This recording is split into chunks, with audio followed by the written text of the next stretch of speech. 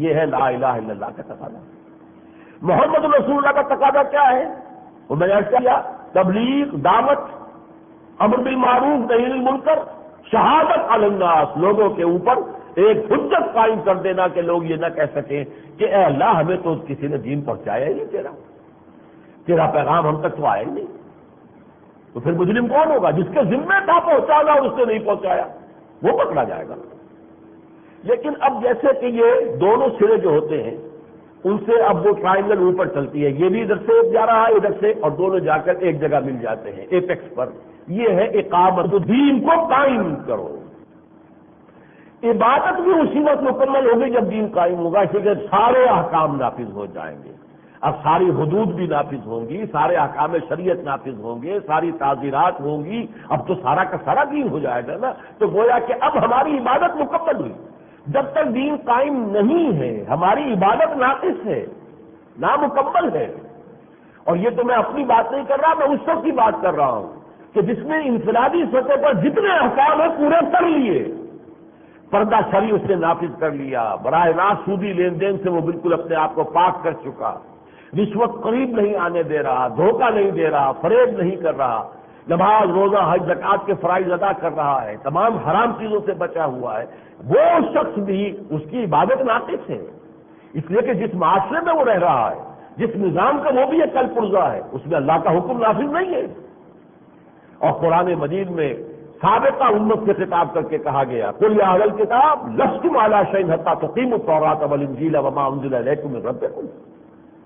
اہل کتاب تمہاری کوئی حیثیت ہماری نگاہوں میں نہیں ہے جب تک کہ تم تورات اور انجیل کو جو کچھ تم پر نازل کیا اللہ نے تم پر سب کو قائم نہیں کرتے۔ اب اسی کو آپ اپنے دل کے کانوں سے یوں سمجھیے، یا اہل قرآن لستم علی شیء حتی تقیموا القرآن وما انزل الیکم من ربکم۔ اے قرآن کے ماننے والوں، تمہاری کوئی حیثیت ہی نہیں ہے، کیا تمہاری ہم دعا قبول کریں، کیا تمہاری نماز قبول کریں، جب تک کہ تم قائم نہیں کرتے۔ ہاں قائم کر دینا تو میرے بس میں نہیں ہے، قائم کرنے کی امکانی کوشش تو میرے بس میں ہے نا۔ کوئی شخص اپنی امکانی حد تک کوشش کر رہا ہے تو گویا کہ ایک غلط ماحول میں اور غلط نظام میں زندگی گزارنے کا جو گناہ اس پر مجبوراً چھپ رہا ہے وہ اس کا کفارہ ہو جائے گا، وہ دھل جائے گا۔ وہ گناہ جو آ رہا ہے کہ ہمارے ہر سانس کے ساتھ سود اندر جا رہا ہے، غبار جسے کہا حضور نے حدیث کے اندر، غبار یا دخان، کہ ایک وقت آئے گا، وہ یہ وقت یہی تو ہے۔ کوئی سب نہیں کہہ سکتا میں سود سے پاک ہوں۔ گندم کے ہر دانے میں سود ہے، اس کا بیج جو لیا گیا تھا وہ سودی قرضے پر لیا گیا تھا، اس کے لیے پھر جو کھاد خریدی گئی ہے وہ سودی قرضے سے، یا وہ بن رہی ہے ملوں میں تو وہ سود کے اوپر چل رہے ہیں، اس کے لیے ڈیزل لیا گیا، کچھ اور لیا گیا وہ اپنے ٹیوب ویل چلانے کے لیے، سب کا ہر شے میں سود ہی سود ہے، پورا ملک سود پر ہے۔ تو کون بچا ہوا سود؟ لیکن ایک ہے براہ راست اس کے اندر ملوث ہونا، ایک ہے یہ انڈائریکٹلی، یہ دخان ہے۔ جیسے ہوا میں اگر دھواں ہے تو آپ کیا کریں گے؟ زندہ رہنے کے لیے سانس تو لینا ہے، سانس لیں گے تو دھواں اندر جائے گا ہی جائے گا۔ کیسے ممکن ہے آپ کے لیے کہ دھواں اندر نہ جانے دیں؟ ہوا میں غبار ہو گیا ہے، ڈسٹ سسپینشن ہے، کیا کریں گے؟ سانس تو لینا ہے جینے کے لیے، تو ڈسٹ اندر جائے گی کہ نہیں جائے گی؟ تو سود کا غبار اور سود کا دھواں ہمارے اندر جا رہا ہر ایک کے۔ اب وہ جو اندر گندگی جا رہی ہے اس کی صفائی کا بھی تو ذریعہ ہونا چاہیے۔ ہاں وہ ذریعہ کیا ہے؟ اس سانس کے ذریعے سے تمہیں جو قوت اور انرجی حاصل ہوئی ہے، سانس کے ذریعے سے ہی گئی نا آکسیجن اندر، اسی سے وہ برننگ پروسیس ہے جس سے آپ کی کیلوریز بن رہی ہیں، جن کو کہ آپ استعمال کر رہے ہیں، انرجی استعمال ہو رہی ہے۔ اس انرجی کا بیشتر حصہ اللہ کے دین کو قائم کرنے کی جدوجہد میں لگا دو۔ یہ نہیں زیادہ مال جمع کرنے کے لیے لگا دو، زیادہ اپنے کاروبار کو وسعت دینے کے لیے لگا دو، اور آگے بڑھو دنیا کی جائیداد بڑھانے کے لیے لگا، نہیں نہیں نہیں، جو کم سے کم لوازم ہے زندگی کے اس پر قناعت کرتے ہوئے بقیہ اپنی ساری توانائی سارا وقت لگاؤ اللہ کے دین کو قائم کرنے کے لیے، تب کفارہ ہوگا، اندر سے دھلائی ہو جائے گی، وہ تمام جو گناہ کے اثرات اندر جا رہے ہیں ان کی صفائی ہو جائے گی۔ اسی طریقے سے شہادت علی الناس کا تقاضا جو ہے وہ پورا نہیں ہو سکتا جب تک کہ آپ دنیا میں اسلام کا ایک نمونہ دنیا کو پیش نہ کر کے دکھا دیں۔ یہ جو بارہا میں نے کہا ہے، یہ جو علامہ اقبال نے کہا تھا 1930 میں کہ ہندوستان کے شمال مغرب میں ایک آزاد ریاست قائم ہونا تقدیر مبرم ہے، ڈیسٹنی ہے، اگر ایسا ہوا تو ہمیں موقع مل جائے گا کہ اصل اسلام دور خلافت راشدہ کا اسلام، اس کا ایک نمونہ دنیا کے سامنے پیش کر دیں۔ عرب امپیریلزم کے دور میں جو پردے پڑ گئے اسلام کے چہرے پر، اسے ہٹا دیں۔ اور یہی قائد اعظم نے کہا، پاکستان اس لیے چاہتے ہیں کہ عہد حاضر میں اسلام کے اصول حریت و اخوت و مساوات کی ایک اولی مثال دنیا کے سامنے پیش کریں۔ یہ جب تک ہم نہیں کرتے تو دنیا کی حجت ہم پر ہے۔ اے اللہ، یہ کہتے تھے لوگ کہ ہمارے پاس بڑا اچھا نظام ہے، کہیں انہوں نے قائم کر کے تو دکھایا نہیں۔ تو شہادت علی الناس، لوگوں پر حجت کا قائم ہونا، اسی وقت اس کی تکمیل ہوگی جبکہ کسی نہ کسی ایک سائزیبل ملک میں، یہ نہیں کسی ایک گاؤں میں، دیہات میں یا چھوٹے سے جزیرے میں نہیں، کسی سائزیبل ملک میں، قابل لحاظ وسعت کا ملک ہو، اس میں اللہ کے دین کا پورا نظام۔ آؤ بھائی دیکھو، یہ ہے ہماری سیاست، آؤ دیکھو یہ ہے اسلام کا معاشی نظام، یہ ہے کفالت عامہ کا نظام۔ یہاں ہر فرد کی بنیادی ضروریات کی جو کفالت کی ذمہ داری ہے وہ حکومت کے پاس ہے۔ یہاں دیکھ لو اخوت ہے، بھائی چارہ ہے، دیکھ لو ہمارے معاشرے میں جرائم نہیں ہے، آؤ دیکھو نا، یہاں پر آزادیاں بھی ہیں، یہاں کوئی جو ہے استبداد نہیں ہے، لوگ بات کرتے ہیں، کھل کر کرتے ہیں، حکمرانوں پر تنقید کر سکتے ہیں، ان کا گریبان پکڑ سکتے ہیں، ان سے کرتوں کا حساب لے سکتے ہیں، آؤ تو صحیح دیکھو ہمارے نظام کو۔ لیکن جب تک ہم دنیا میں ایسے نظام کا عملی نمونہ پیش نہیں کرتے تو شہادت علی الناس کا تقاضا پورا نہیں ہو رہا۔ اب یہ ٹرائنگل مکمل ہو گئی، عبادت یہ لا الہ الا اللہ کا تقاضا ہے، اعبدوا اللہ، اللہ کی بندگی کرو۔ شہادت کذالک جعلناکم امۃ وسطا لتکونوا شہداء علی الناس ویکون الرسول علیکم شہیدا، جیسے رسول نے تم پر حجت قائم کی ہے، تمہیں پوری نوع انسانی پر قائم کرنی ہے۔ اور ان دونوں کی تکمیل کب ہوگی؟ جب مکمل نظام دین، اسے آپ کہہ لیں اقامت الدین، ان اقیموا الدین ولا تتفرقوا فیہ، اسے یہ کہہ لیں جو حضور کی بعثت کے لیے کہا گیا لِیُظْهِرَهُ عَلَى الدِّینِ كُلِّهِ، اللہ کے دین کو پورے کے پورے نظام زندگی پر غالب کر دیا جائے۔ اسے تکبیر رب کہہ لیں، وَرَبَّكَ فَكَبِّرْ، اس کے لیے جو چاہے الفاظ استعمال کر لیں، نظام خلافت کا قیام کہہ لیں، نظام مصطفیٰ کا قیام کہہ لیں، نظام عدل و قسط اسلامی کا نظام کہہ لیں، جو بھی کہیں، لیکن یہ کہ مکمل نظام جو ہے اسلام کا نافذ کرنا، اس کی جد و جہد کرنا، یہ ہے بلند ترین منزل۔ آج کی میری گفتگو اسی حد تک ہے، ان تین چیزوں کا شعور گہرا ہونا چاہیے۔ بدقسمتی سے ہمارے ہاں جو دین کا تصور عام ہے وہ یہ کہ نماز روزہ تو معلوم ہے کہ یہ دینی فرائض ہے، یہ فرائض ذہنوں میں نہیں ہے، یہ کوئی آپ کو عالم نہیں بتاتا، کوئی آپ کو مولوی نہیں بتاتا، یہ بس فرائض جو ہیں جو ہمارے ہیں بحیثیت مسلمان۔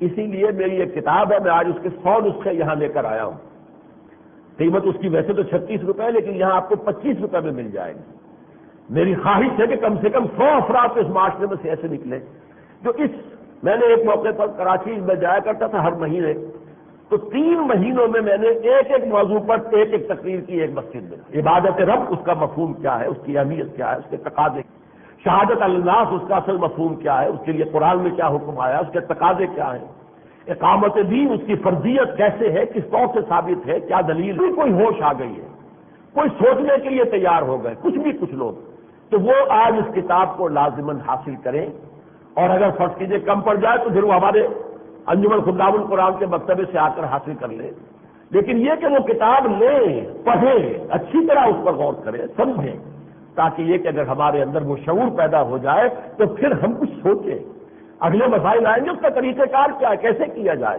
ویسے یہ کہ ان 3 فرائض کے 3 لوازم ہیں۔ لازم کسے کہتے ہیں؟ شرط لازم۔ نماز وضو کے بغیر نہیں ہے، تو اصل شے تو مطلوب ہے نماز، اصل مطلوب شے وضو تو نہیں ہے نا، لیکن شرط لازم ہے نماز کے لیے وضو۔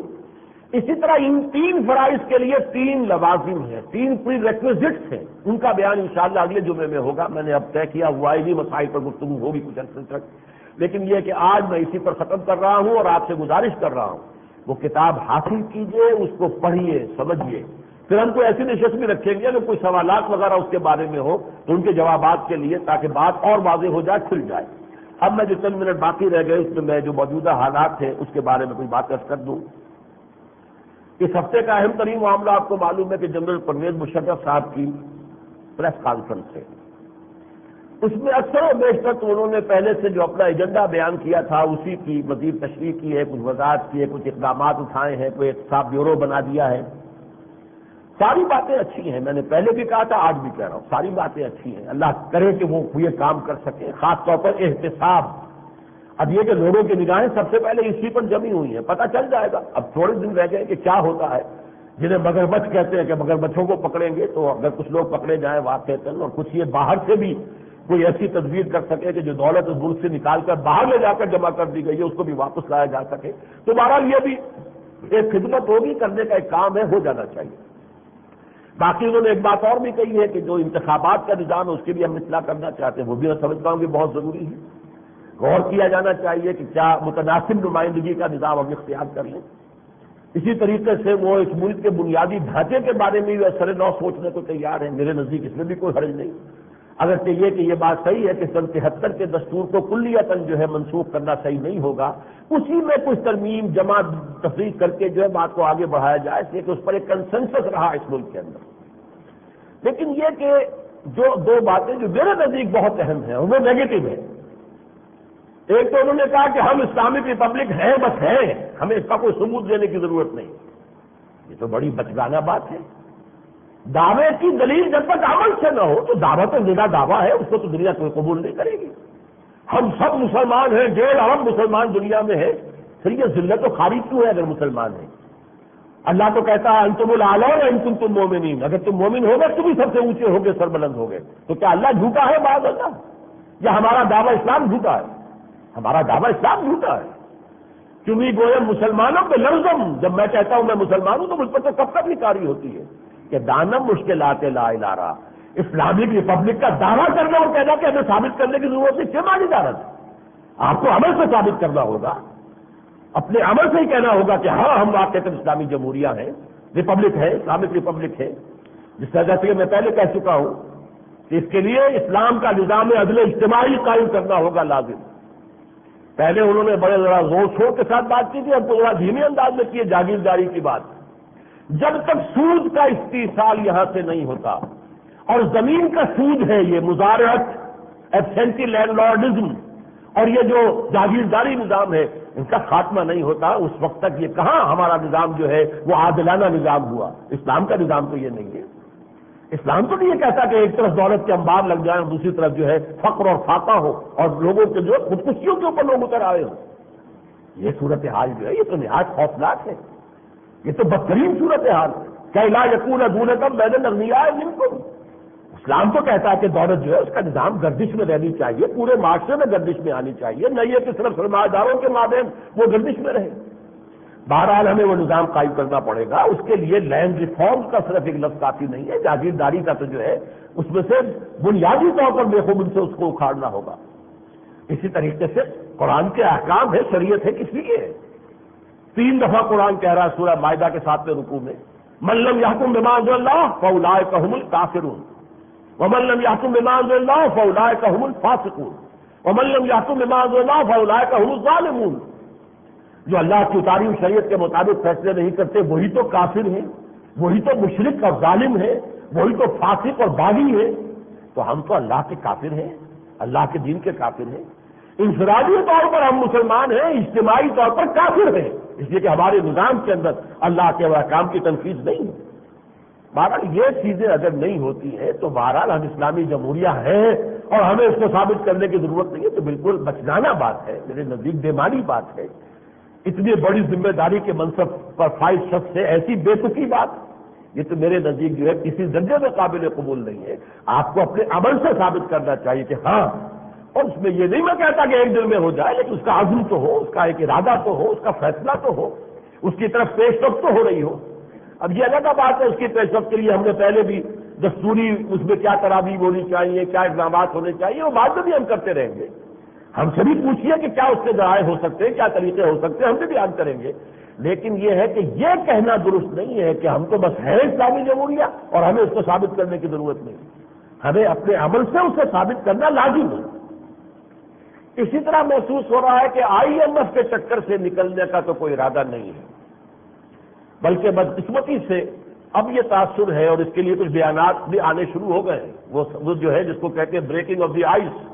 اب جو اوپر پپڑی جم گئی تھی کہ فوج کی حکومت آ گئی ہے تو ذرا کچھ سہم کر لوگ جو ہے وہ سنبھل کے بیانات دے رہے تھے، وہ جو ہے اوپر کی پٹڑی جو پپڑی تھی برف کی وہ ٹوٹ گئی، بریکنگ آف دی آئس ہو گئی، باتیں ہو رہی ہیں۔ ظاہر بات ہے اب آپ جو ہے جنرل سیل ٹیکس لگائیں گے، سارا بوجھ عوام پر جائے گا، کنزیومر پر جائے گا نا، جو چیز بھی آپ خریدیں گے اس میں آپ کی قیمت اور بڑھ گئی۔ اسی طریقے سے پیٹرول کی قیمت تو بڑھانی لازم ہے۔ معلوم ایسا ہوتا ہے کہ آئی ایم ایف نے اپنے کچھ تقاضے تو پورے کروائے بے نظیر سے، جب اس نے ہاتھ اٹھا دیا کہ اس سے زیادہ تو پہلے ٹیبل نہیں ہے، عوام اٹھ کھڑے ہوں گے، تماشا ہو جائے گا، ہنگامہ ہو جائے گا، بلوے ہو جائیں گے، میں نہیں کر سکتی، تو پھر نواز شریف صاحب سے کچھ قدم اٹھوا دیے۔ انہوں نے کہا یہ تو پچھلے کر گئے تھے جو کچھ کر گئے تھے، ہمیں تو ہمارا تو جرم نہیں ہے، لیکن یہ تو مجبوری ہے، یہ تو کرنا ہی پڑے گا، کچھ انہوں سے کروا لیے۔ اب یہ شریف کے بعد مشرف آ گئے ہیں، یہ تو بہت بڑا اونچا معاملہ ہے، شریف سے اوپر ہے مشرف۔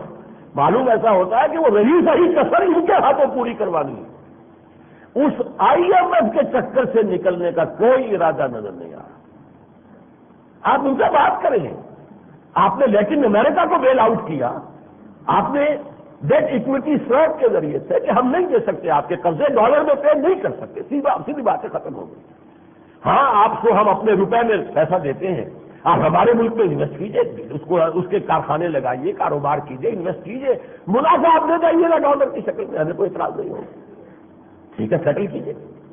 یا یہ کہ صاحب آپ نے ہمیں 32 بلین ہم نے دینے، 33 ہم دے چکے ہیں آپ کو سود کی شکل میں، جاؤ حساب برابر ہوا، ہم نہیں دے سکتے مزید۔ سختیاں کر لیں، سینکشن لگا لیں، سینکشن تو بہت خوش قسمتی ہو جائے گی، عیاشی کی چیزیں جو ہے درآمد ہونی بند ہو جائیں گی۔